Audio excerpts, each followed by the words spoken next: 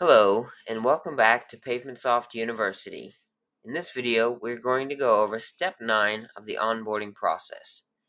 So to do that, we can either go to Take Me There, or we can come into our settings, go to our proposal items, and we can start modifying our proposal item components.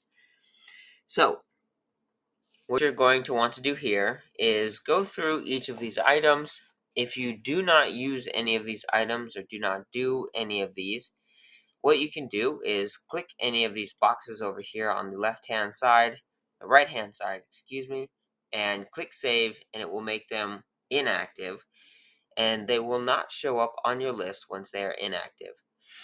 If you uncheck one and click Save, that item is no longer there, but if you ever decide that you do want to offer that item, or you want to see whatever items are inactive, you can click on these Show Inactive Items, and anything in red here will be inactive, and you can just click that box again, click Save, and that item will be active again. Now, if there are any items here that you do offer, you can just go into them and you can edit them to how you would like them. So by filling out the category here, and this we will get into a little bit more in just a moment, but this is why filling out those categories earlier is important, as you are assigning these proposal items or bid items to a category. Here's where you can specify the title. You can add placeholders there if you would like. Here is your what you see is what you get area. So the same as the proposal verbiage, you are able to edit this, make it how you like it, input any placeholders here, and make this to what you want it to be. Here you can add some work order notes. This is an internal note only. This will only be for your crew or for inside of PavementSoft. And then you have your cost blocks here. So we have our asphalt, our tack, trucking, dump fees, equipment fees, etc. Each of these you can add or remove from this item if you would like to do so. And by doing so in what we would consider the back end, this is how this item will always be as you choose it when you are making a bid. So if there are any things you need to change moving forward that you want to have for every item that you, or for each time you choose this item, you will want to do that here. You do also have those options as you are creating the bid itself.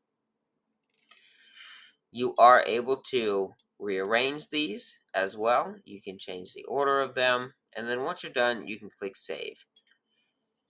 You can also click Add Item up here on the top, and you can start with a blank slate. So we can select which category this will be in, what our title would be, and then you can start filling out your proposal text here and adding whichever cost blocks you need to perform this type of work. One thing to note also is that you can create custom placeholders. And to do that, what we will do is click on Add Field. And so we can name this anything we want to. Days. This will be a text item, and the field value can be anything here from, and I apologize, this will be a number value, so this can be if we want it to always be 1 or whatever. If that's something we will fill out as we are making the bid, then we can leave that empty.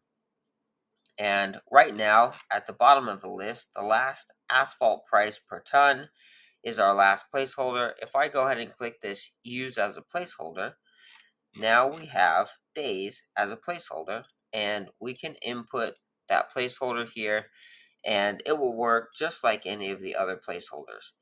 So that is an option that we can use as well. We do also have track direct cost info. So anytime a change is made to any of the pricing in any of our direct costs here, asphalt, tack, trucking, if we make a change there, that change will be reflected here as well. So if I make an update to the tack, that price change will be reflected here as well. We can also decide whether or not we wish to exclude this cost block from markup.